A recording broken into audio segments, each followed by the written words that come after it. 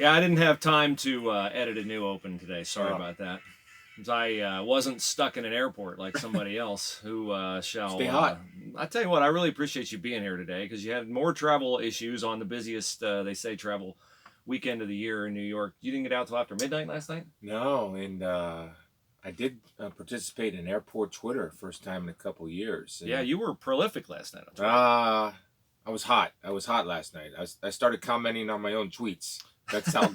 That's what a Twitter storm I was in. I feel for you, man. It's been a while since I've been stuck in that because I certainly don't travel as often as you do. It's hard to keep your cool in those situations. Well, it's frustrating. But everybody in the airport's frustrated. Nobody wants to be in that situation. Yeah. So I look around, and I think it's, quite frankly, I was reminded of my faith and how I'm supposed to act in that situation. I know the pilots don't want to be in that, and the people working the counters and the flight attendants, and nobody wants to be there in that situation, but we all are, and there's nothing you're going to do about it. You can yell and scream and stomp your feet all you want. It's just not going to matter. So I thought for the most part, I did ask the question, I don't know if you saw this on Twitter, is, do flight attendants, do they all have to be there to be able to take off, or can you go the power play? And I guess FAA regulations. Yeah, I get your question. I mean, I do, and I understand your frustration. It does seem a little bit nonsensical. That was a friend. You need a friend. A friend was asking that. Yeah, so let's say they need 4 and they got 3. You'd think, like you say, on a power play, you're a man down. But I suppose, worst case scenario, emergency in the air, everybody's got duties to do and all that. But I'm glad you're here. Appreciate you're here. We got a ton to talk about today, which, start with 56 to 27. And, Ohio State, first of all, dominant. Ohio State was just amazing Saturday. I did have people texting me during the game, the first half, when Michigan was throwing the ball, like, hey, you said this would be easy. Didn't the tenor of the game, the way it was unfolding, tell you that what Michigan was doing was not sustainable and that eventually what happened was going to happen? Yeah, I think anytime you're 100% reliant on throwing the football, eventually bad things are going to happen. And that's why we see so many games in the NFL, for example, we have so many quarterbacks will throw for 300-plus yards, right? But they still lose the game. Yeah. And that's really a telling stat to me. And I was thinking those same things. Yeah, they're going good now, but it is not sustainable. You're exactly right. Then you add on top of that the mistakes, whether it's the fumble by Shea Patterson, a drop pass by Peoples-Jones, the jumping off sides. I mean, those self-inflicted wounds, and to go 4 for 25 in the second half. Now, that wasn't all Shea Patterson. No. I thought Shea Patterson played well enough for his team to win. And I thought the offensive line, for the most part, did the best job of blocking Ohio State's front 4. As Urban Meyer said at halftime, they have to start bringing 5 because they're not getting there with 4. So I thought Michigan's effort was there. I received a lot of questions on Twitter because I did open it up for questions last night in the airport on Ohio State and Michigan. And, most people agree with me. Jim Harbaugh doesn't agree with me. And this is not an insult, Jim. And it's not a question. It's an observation. Yeah. The observation is, and you got to be honest when you're looking at this. They don't have the people that Ohio State has. And if you do now, in fairness to Jim, Joey Galloway said this. Jim's not going to come out there and publicly slam the guy, but he also didn't need to slam the reporter. He could have answered that question in a better way, as opposed to, I'll answer your questions, but not your insults. It's not an insult. It's an observation. And until Michigan can get to the level of Ohio State as far as depth and talent in recruiting, they're not going to be close in this game. It's just not going to happen. Unless it could happen once every 10 years where you get a fluke. Do you agree? I do agree, and it's very obvious when you watch the teams play. I think I said in a story I've written for SI.com, or maybe I tweeted it, that if the uniforms weren't the winged helmets, you'd look out there and you'd think that's Ohio State and Nebraska, or that's Ohio State and Maryland, or that's Ohio State and Ohio State and anybody else in the Big Ten. Yeah, really, except Penn State. You know what? You had I do want to. You had a very interesting tweet, and I thought it was. I'm actually complimenting you, which is a rarity. Good. But you said it's not that the Big Ten has regressed. It's just Ohio State. They've ascended. Like, they've transitioned. I mean, They've just gone into the it's the same stratosphere. You're right. It's the same Big Ten to me. I mean, good competitive It teams. is. If you took Ohio State out of the Big Ten, we'd be saying all the things about the Big Ten that we said before Urban came to the Big Ten. We would. We'd be saying Ohio State's not, that the SEC's on a different level than the Big Ten. The only reason the Big Ten doesn't hear that anymore is because the Ohio State is on the SEC's level. Yeah, they carry And it. Urban came from the SEC. He understood what SEC athleticism looked like and NFL athleticism looked like. If I were Gene Smith, I would ask for a bigger percentage of the cut for Ohio State since they've been carrying the water. They carry. I mean, or a back brace. I'm not carrying the rest of the league. You know, you have to, like, when you make these observations and comment. I mean, that's a true statement. I mean, they carry it for the Big Ten, and gosh forbid, I don't think you and I will see it in our lifetime. But if Ohio State does have any down years over a prolonged, I don't think they'll ever have a Michigan period of prolonged. Well, they're the exception. Every other big program, Texas, USC, Nebraska, Alabama, Notre Dame, Alabama, every other one. Name it. Name another program that hasn't had a prolonged 2-year or more bowl-less swoon. There isn't one. Ohio State's the only one. Penn State would be. Penn State had one. Penn State had one. Paterno. Paterno had some down years. Yeah, but Paterno had some down years. The Bill O'Brien years were not special. James Franklin took a little while to get him going. I think the Bill O'Brien years were pretty darn good considering what he was working with a bunch of walk-ons. Yeah, true. Here's the incident that Chris referred to, and we don't have this locked into a certain format. I think this will work just fine. Here's Jim Harbaugh after the game question from the reporter and his response.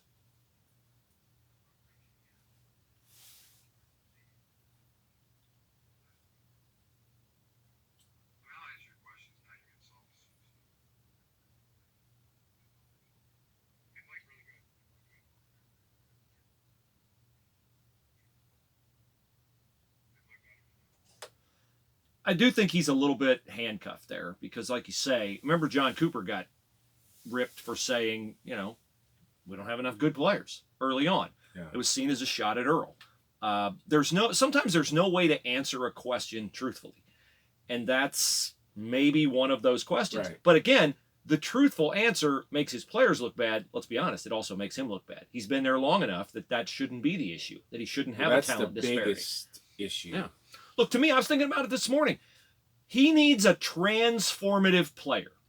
He does. He needs a transformative player. So I was thinking back, okay, Ohio State, Michigan, when the rivalry flipped, it flipped in 2001. That's the easy point to say where the rivalry flipped.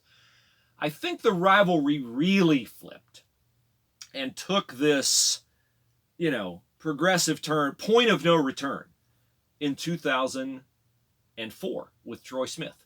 Troy Smith is the guy that I think flipped this rivalry. 04, 05, 06. He made the plays in all of those games that made Ohio State a winner of 3 in a row. Because, 2001, all right, this rivalry's been defined by upsets. Tress goes up there. Jonathan Wells has a big game. Michigan's throwing into the end zone there, and I think it was David Terrell dropped a touchdown pass from from whoever their quarterback was. It wasn't, maybe it was Navarre.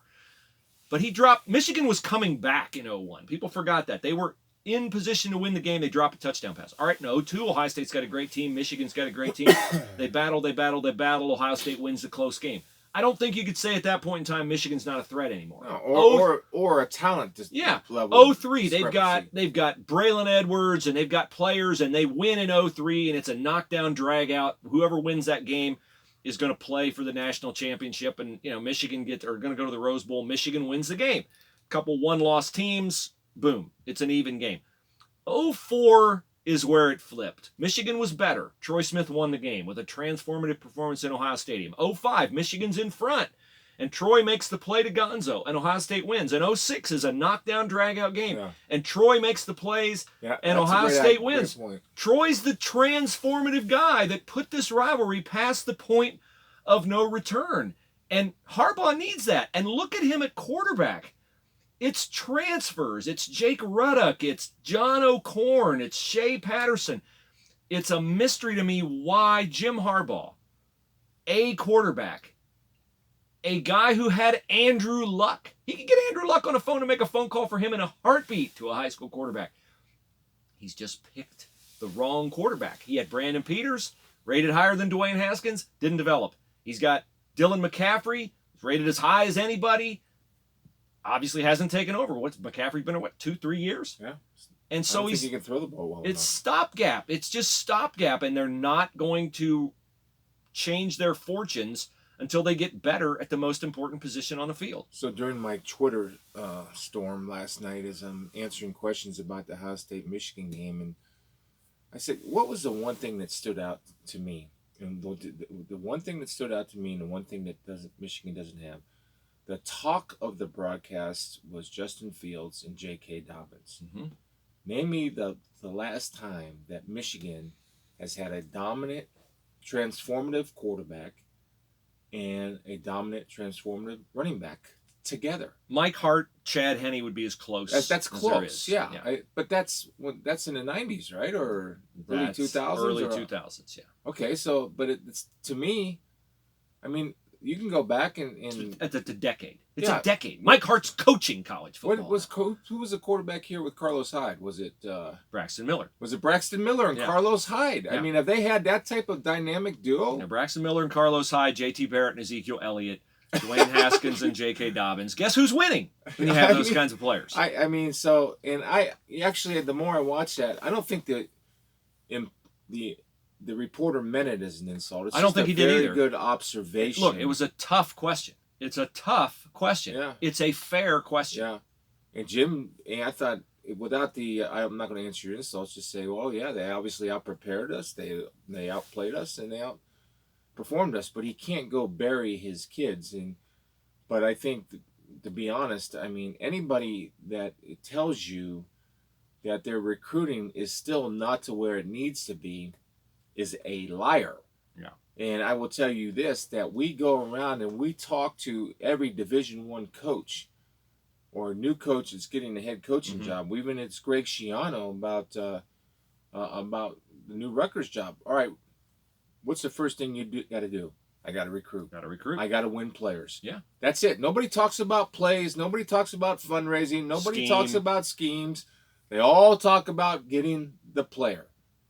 And when they talk about getting the player, they talk about they might mention staff, but believe me, when they're talking about staff, they're talking about guys who can recruit. So you and I have been doing radio a long time. Yeah. How many times have you heard me say, if you're looking for a coach, the number one quality he better have is he better be able to recruit. Then we'll look at the X's and O's, because I do believe at this level, most everybody knows what they're talking about on a chalkboard. Yeah. I'm looking at if they can talk on the chalkboard. I'm looking about how they relate to kids. Then first and foremost, the number one thing on my checklist is, how's this guy close on the road? It's like a salesman. Yeah. It's like you're CEO of a company. You better hire the best darn salesman out there. In that vein, and with marrying that topic to the Michigan topic, I wondered after the game, the gap's getting bigger. It's not getting narrower. It's getting bigger. 62-39 looks really bad because 62 just kind of smashed you in the face. And he was going in for 70 until the kid got hurt. Yeah, it was 56-27. By the way, is a bigger margin than 62-39. Yeah, and Ryan Day took the foot off the gas. He did. Ryan Day took the foot off the gas, which is more embarrassing. Which for Michigan. I don't think Ryan wanted, because another touchdown. It's 63, and I don't think Ryan felt the need. Yeah. Well, I don't think he felt the need to do that, because then it just sort of can't do anything but help Michigan in the future. I think if you put 63, I would have put 100 on him. Yeah, so would have Urban. You know that. Yeah. I mean. So here's the thing. After the game, I'm thinking, well, gap's getting bigger. You're not coming to Columbus and winning next year with Justin Fields, Chris Olave, Garrett Wilson here. It's not. Whatever running back he merges. Whatever running back he brings in, you're not winning here. So now they're going to be 0-6, and you're going back to Michigan. Okay, maybe that's the next time you have a realistic chance at winning is 2021. Do you keep Jim Harbaugh? Well, they've pretty much committed to Harbaugh with a 7-year deal, and how do you fire the icon and all that? So then I go to, well, all right, can he say, look, my offense has put up 39 and 27. That's enough to win. Our defense, we got to make a change defensively. But they've so inflated Don Brown. And I think Don Brown's a really good coach, and he's done a really good job with them against everybody but Ohio State. Yeah. But that's the game they got to win. It's a big man's game, Bruce. Yeah. And the first thing I tweeted out on Saturday, and when we did our immediate reaction podcast, was offensive line was dominant in pass protection and run blocking. I mean, J.K. Dobbins, how many times did he not even get touched? First 3 touchdown runs were 5, 6, and 5 yards. Then a 33-yarder, he didn't get touched until he dives into the end zone. He wasn't touched on any of his touchdown runs down on the goal line. That's insane dominance at the line of scrimmage. So are you coming around to my? And we'll wait for a final grade. Are you coming around to my belief that this is, as a group, the best Ohio State line in the history as a unit? Have you seen a more dominant performance? It's not that I dispute that. It's just that I don't feel qualified to make that's that. Fair. I just, they've had All-Americans on the offensive line.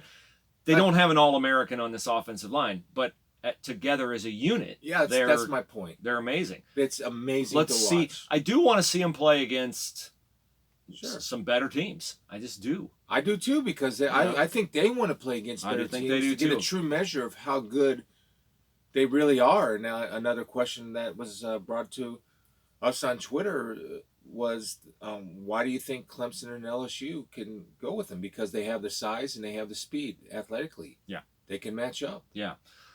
So, in the Don Brown conversation, Jim Harbaugh has a ticklish issue there, where it looks bad to blame it on your defensive coordinator who you've lauded.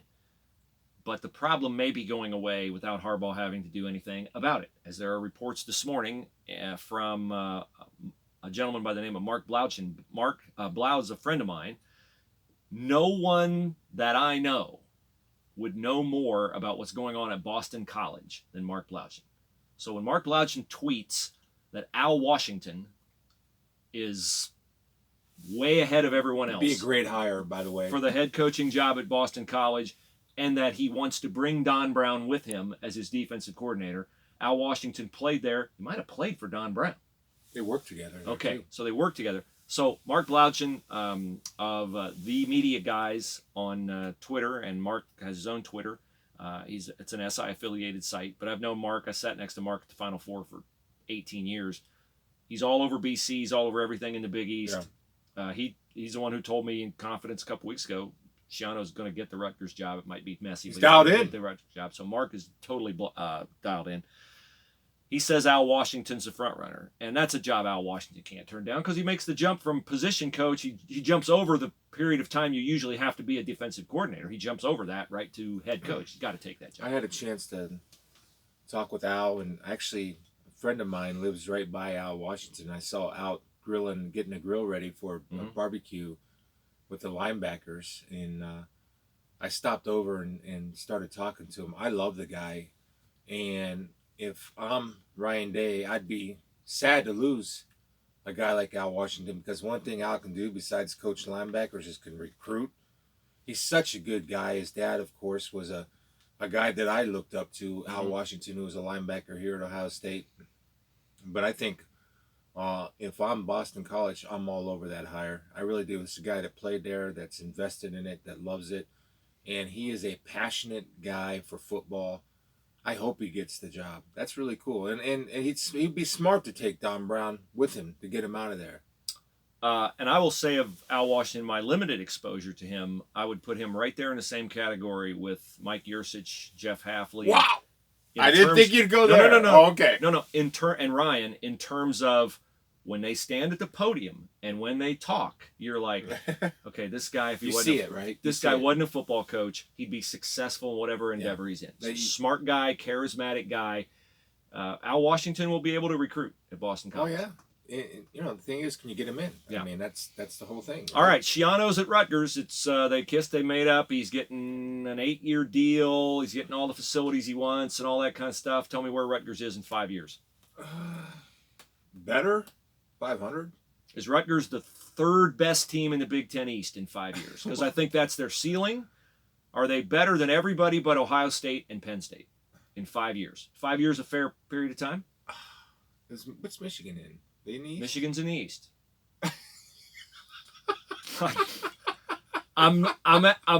If you go into Rutgers, don't you think they're in range of you? Yes. What you say? They're an 8-3 team. They're a 9-3 team. I mean, they're they are what they are. I think Rutgers could strive to be Minnesota, Wisconsin. It's going to take a few years now. I mean, I can see why Greg wanted an 8-year deal, right? Yeah. I think hopefully Lovie Smith turns it around in Illinois. I think Tom, what's the coach at Indiana's name? Tom Allen. Tom Allen seems to have it going in Indiana a little bit. So I think you strive for that mediocrity, to be honest with you. Which in the Rutgers case, so Greg Schiano's striving for 9-3. 9-3 is great. I think 9-3 would be tremendous for Greg Schiano. Okay, but he's got to play. Awesome. He's got to play Ohio State, Michigan, and Penn State every year. So there, yeah. So there's your 3. 2-1. Michigan State. He's got to play Michigan State. 2-2.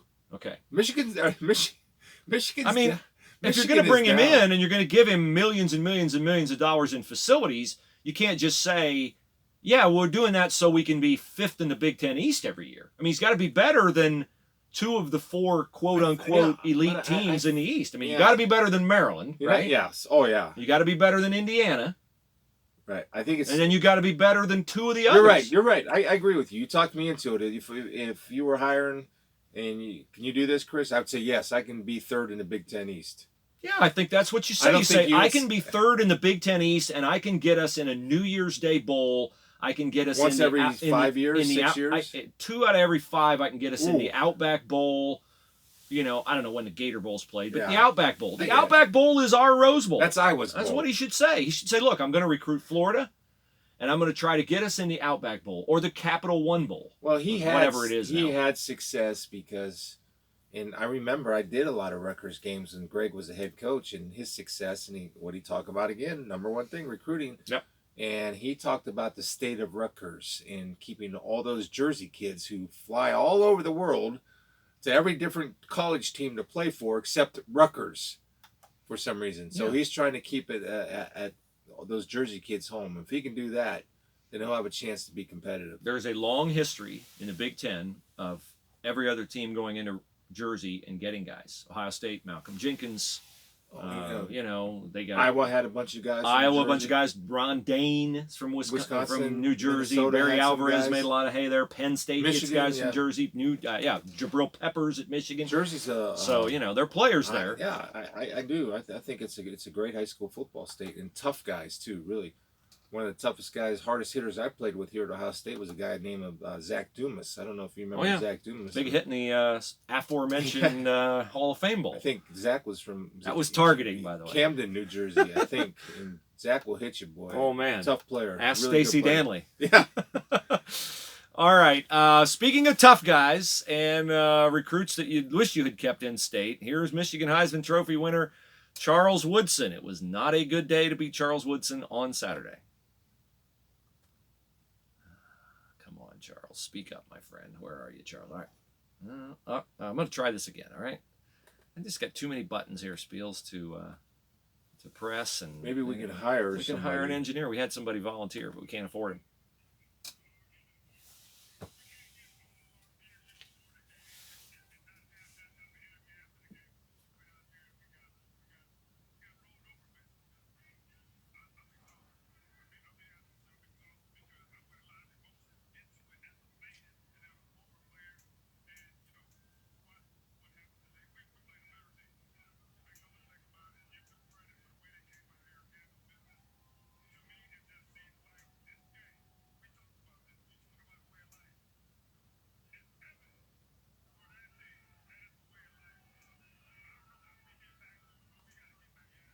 There you go. He's right. And I applaud him for admitting it. Well, I mean, I'm just, I thought he handled himself really well there. I thought, I get the pregame stuff, and everyone was kind of just sitting there. Did you see that? Or what, like a... Yeah, I mean, what... it's like, like... want him to club a baby seal? Gloat in that situation? Well, I mean, Charles was having fun and all that, but I think the thing that you never want to say as an analyst, and I try never to say, is I don't know what you do. I know what you do. You've got to get better players. Get better players. And I know people will get upset when I say that, but if you don't acknowledge a problem, you can't fix the problem, and you've got to get bigger guys up front. You talked about right now. If you don't acknowledge it, you can't fix it. That's Dr. Phil telling you that, so you better listen. There you go. You talked about their dominance up front. J.K. Dobbins, 103 yards in the first half, 108 yards in the second half. 31 carries, 211 yards, 4 touchdowns. Justin Fields, 14 of 25. He averaged 21.5 yards per completion. He threw for 302 yards on 14 completions. And oh, by the way, 4 touchdowns to, wait for it, 4 different guys. Olave, KJ Hill, Garrett Wilson, and Austin Mack. So, do you remember the first game of the year I tweeted out this group of wide receivers is basically unguardable? Yeah. And they are. The only I think bad play, I thought Benjamin Victor could have come back for a few more balls. And of course Olave, I don't know if he lost it or the wind blew it and hit him right in the face. Hit the face mask, yeah. But I mean, those guys go and they get another opportunity. So the mistakes are on the film, you're saying. Right? There's plenty to learn from there, Unlike the Michigan guys who seemed their hands were allergic to the football in the second half. So last 7 year, drops. Think of this. Last year, it's 62-39. And you're Michigan, and you're like, okay, well, we're not having that anymore. Yeah. And over the offseason, Ohio State loses Urban Meyer. They lose Dwayne Haskins, who threw for 6 touchdowns in that game. They lose the leading rusher for the Buckeyes from that game, Mike Weber, who had 96 yards and 1 touchdown. They lose Paris Campbell, who had almost 200 yards receiving and 2 touchdowns. They lose Johnny Dixon, who also had a touchdown catch in that game. And they lose Terry McLaurin, who's tearing up the NFL. Didn't have a touchdown catch in that game, but oh, by the way, can play a little bit. And they beat you worse. And you, by the way, have Shea Patterson back and DPJ back. And you have all your guys back. And they beat you worse at your place. They beat you worse. Yeah. I know the answer. And the problem is, for Michigan, it's easy to point out what the answer is. As in life, it's very difficult to execute the answer. And somebody had a good tweet and gave me an idea last night. I don't know how many kids they have on from the state of Ohio, but I don't know. 6. That's it? Their only starters from the state of Ohio are their long snapper and their punter. Okay. And so I don't know if Jim is not put an emphasis on the state of Ohio. But I do know this. We just played a clip from Charles Woodson. Yeah. And you think a guy that killed us in 1985, John Colasar, wide receiver, state of Ohio. Desmond Howard. Lawrence Ricks, Desmond Howard, Elvis Gerbach, Mike Gerlach, who was a tremendous, I don't know if you remember him, Bruce. He was a really good linebacker from Lakewood St. Ed's. Lawrence Ricks was a really good running back from Rob Lytle. Yeah, Rob Lytle. Dan Deerdorf. Here's